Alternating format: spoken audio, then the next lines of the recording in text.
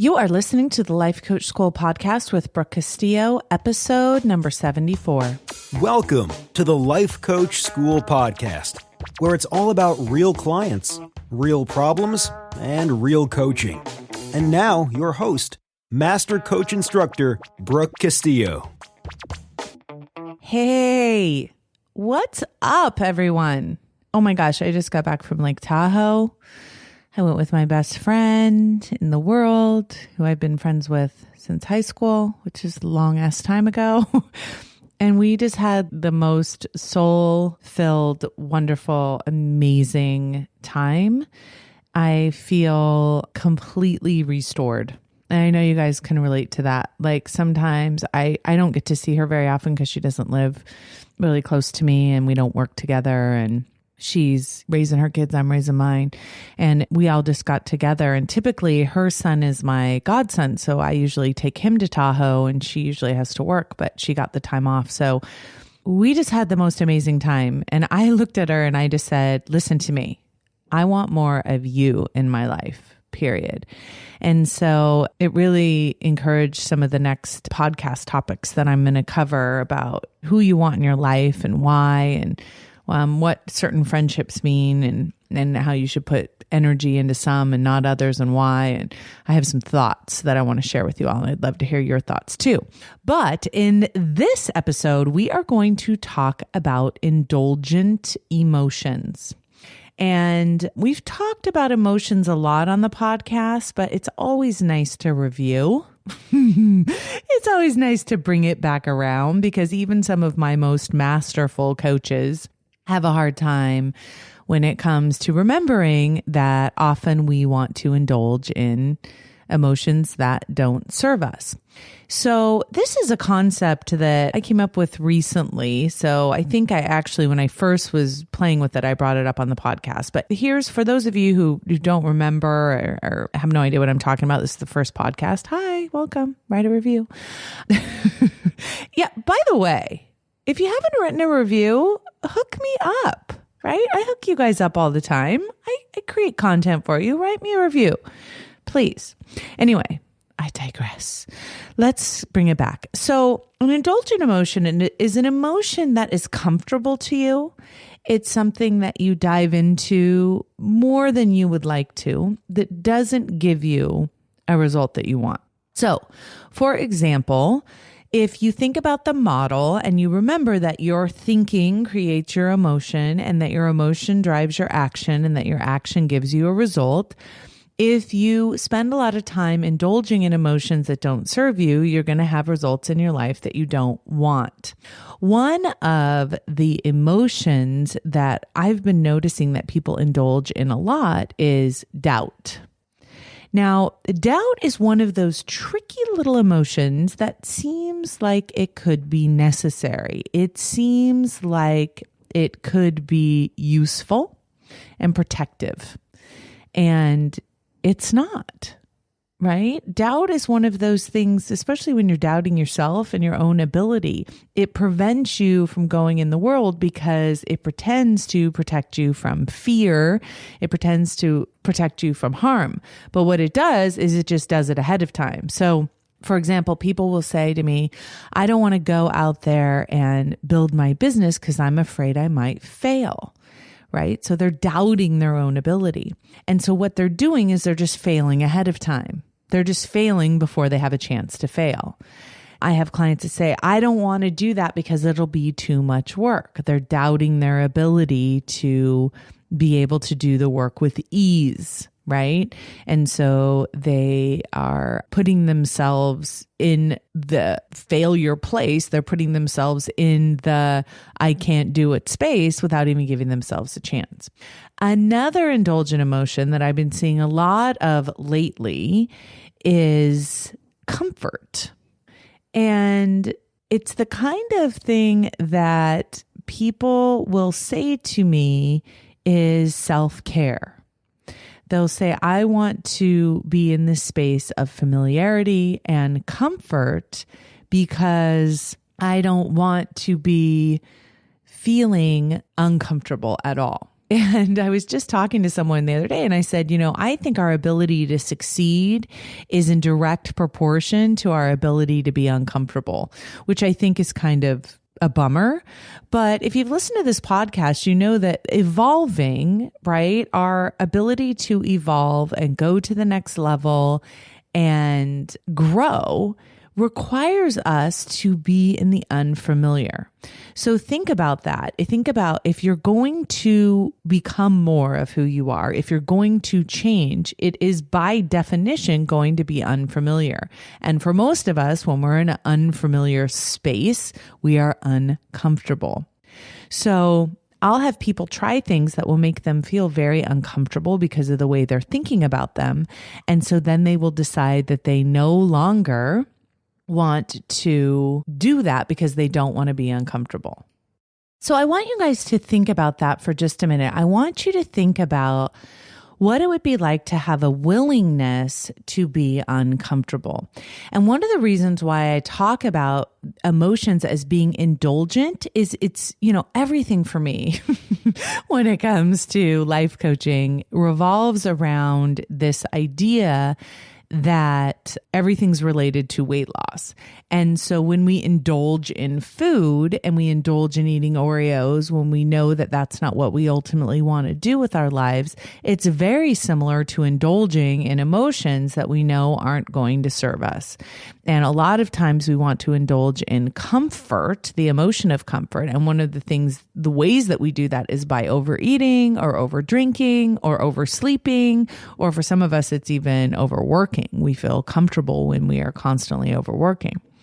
It's interesting. I was just working with one of my colleagues on this, and she was really struggling with her business and kind of indulging in indecision. And I said, I'm always telling my students that they're not allowed to tell me that they don't know, and they're not allowed to tell me that they're confused.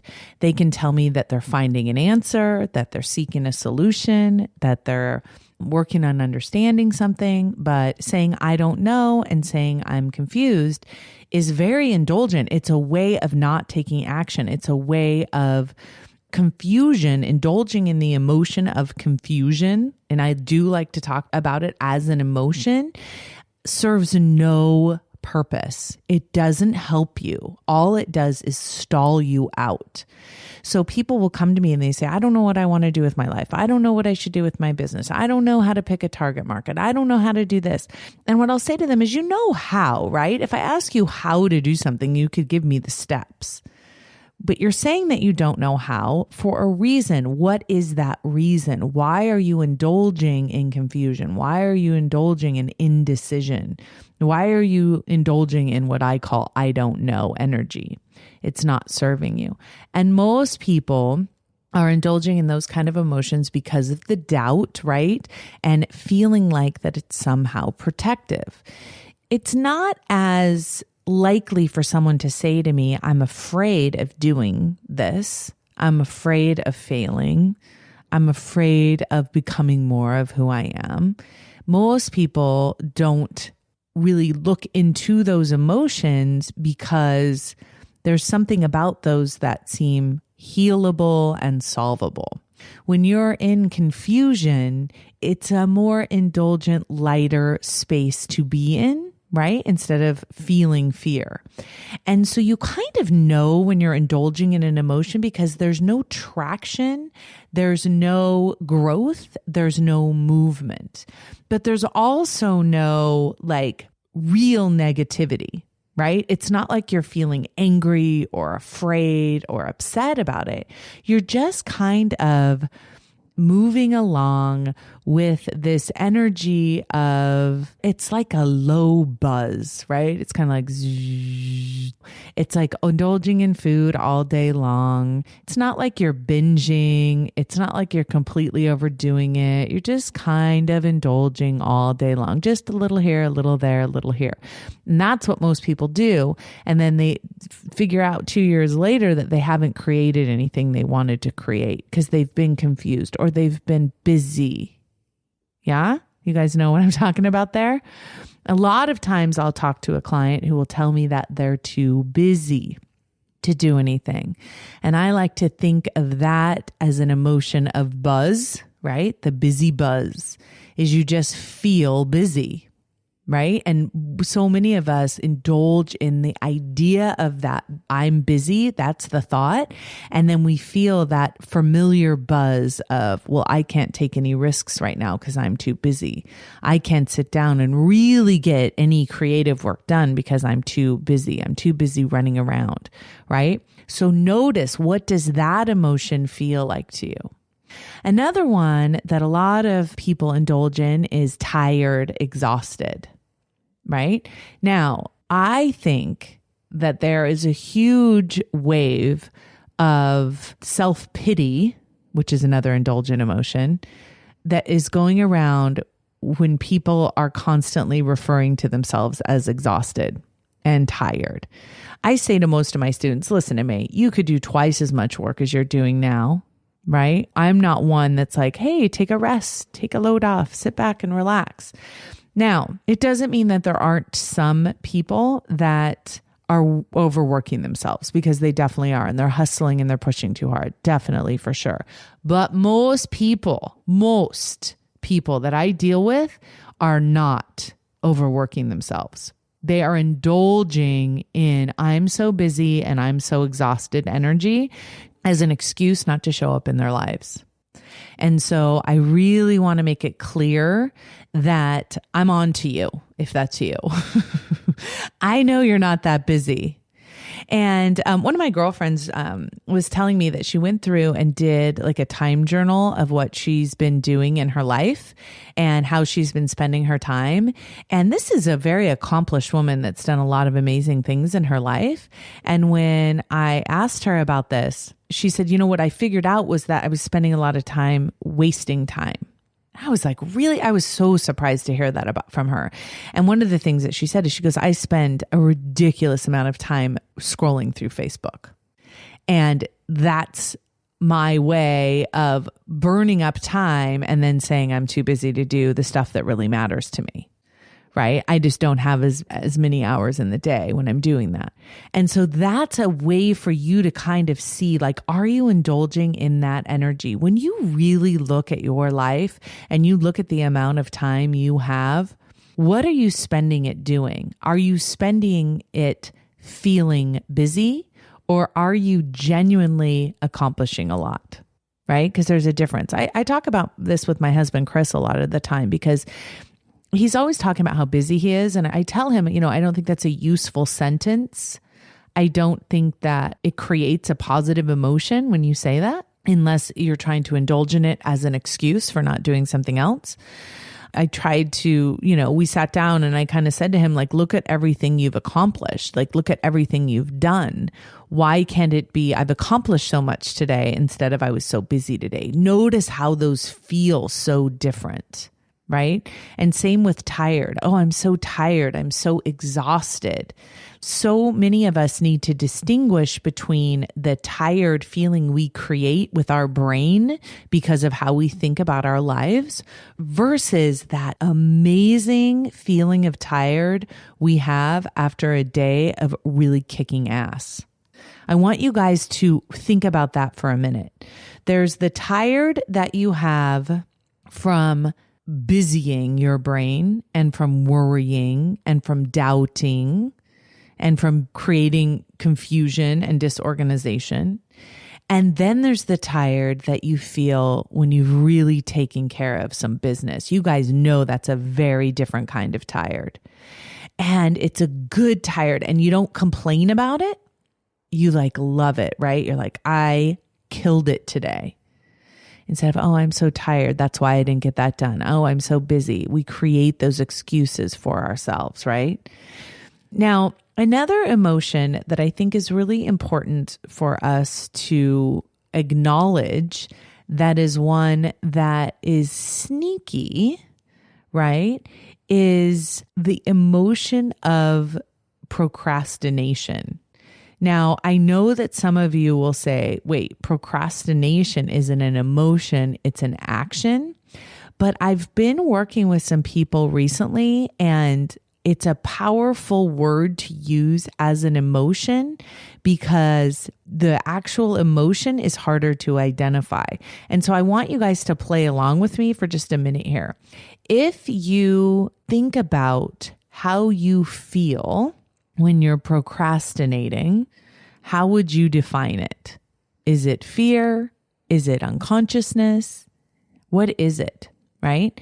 If you can't truly identify it, I want you to pretend with me that procrastination is an emotion. It's a way of feeling. And it's something that we indulge in, not just as an emotion, but of course as an action, right? When this happens, then I will.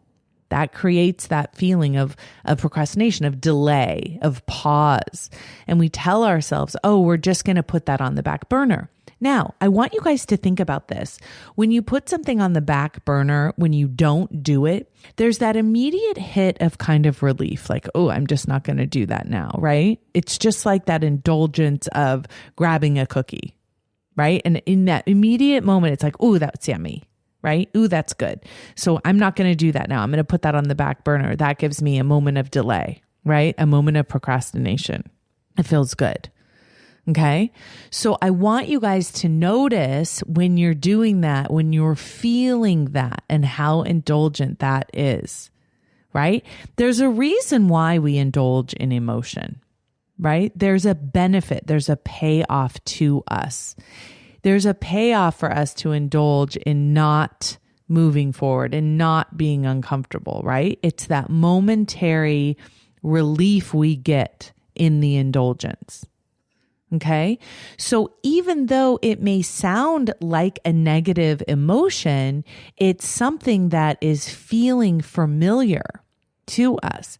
There's that immediate hit of pleasure that we get from it, from eating the cookie, even when we're not hungry, even when we don't even taste it, right? That immediate kind of relief we get in the comfort, in the procrastination, in the doubt, in the confusion.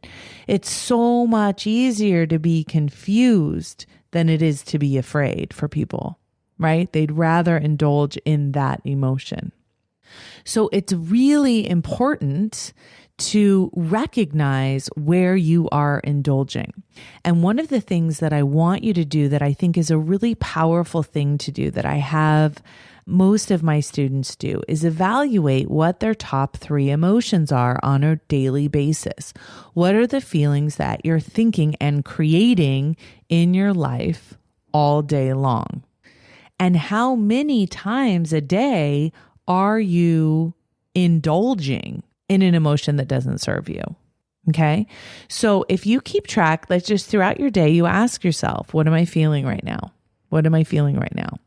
One of the feelings that I see my kids indulging in all of the time, a lot of the time, is boredom, right? So they'll indulge. Now, there is no upside to feeling bored. It doesn't create anything. I hear a lot of people say, I think it's good for kids to get bored. They have to learn how to deal with boredom. And I agree with that. They start feeling bored if they take action. But if they don't take action, if they use it as a way to indulge themselves and not create something, you can see how it's one of those emotions that is really just indulgent and gives like this, almost like most of our indulgent emotions have a lack of responsibility to them. It's almost like, well, I'm not doing anything because I'm confused. Well, I'm not doing anything because I'm bored. Well, I'm not doing anything because I'm procrastinating or whatever, right? It gives us a reason not to step in to our true selves. And there's one thing I want to clarify too, because I've been having some conversation with some friends of mine where they're saying, I don't want to push. I don't want to hustle. I don't want anything that feels like too hard of work. Right? I want everything to be ease and I want everything to be gentle. And this is especially true with some of my friends who are talking about weight loss, right? They don't want it to have to be challenging or uncomfortable or difficult. And I think that's something that you really want to consider, because one of my mottos that I use in my master coach training, my students all bought me this beautiful plaque that says, "We can do hard things." And my willingness to feel uncomfortable and my willingness to go and be in the space of hard versus ease. And I think that there's a misconception that that means that somehow we are hurting ourselves, right? Because we're doing hard things. It's like lifting heavy weights or running really fast, or all of that is something that makes us stronger and makes us better if we do it in a way that serves us. And so I think that there's a really important discussion that you need to have with yourself, which is, what are the results I want? And am I willing to create those results, even if it means that it might be difficult? And how do we do difficult things? And how do we do hard things without hurting ourselves? Right? How can we be uncomfortable and growing and also be caring for ourselves? How can we be our best, most soulful, connected selves and also be asking ourselves to go to the next level without that painful pushing and pushing against ourselves, but also without that indulgence in comfort and that indulgence in the things that don't ultimately serve us? I think that is the most important question. So when you go through and you look at the feelings that you're having most often in a day, are those feelings going to get you the result you want in your life? Look at your goals, look at your feelings. And if you have indulgent feelings, ask yourself why. What are the thoughts that are creating those indulgent feelings? And what could you create in your mind that would produce a feeling that would ultimately give you the result you want? And at the same time, have you feeling the way that you want to feel? Are you willing to be uncomfortable enough to get yourself the result you want? Right? Can you find a way for there to be some comfort in the discomfort? Can you find a way to make peace with it so you can ultimately get the success and the things that you want? Because when you think about not being able to have those things that you want, is that creating a whole nother layer of discomfort that you ultimately want to avoid as well? So that is my challenge to you. Where are you indulging? What are the emotions that you're indulging in that aren't serving you? Check your day. What are the top 3? And when you find the one that you indulge in the most, are you willing to consider letting it go and creating another emotion that will help you get exactly where you want to go? All right, everyone, have an amazing, wonderful, awesome week, and I will talk to you all next week. Take care. Bye-bye. Thank you for listening to the Life Coach School podcast. It would be incredibly awesome if you would take a moment to write a quick review on iTunes. For any questions, comments, or coaching issues you would like to hear on the show, please visit us at www.thelifecoachschool.com.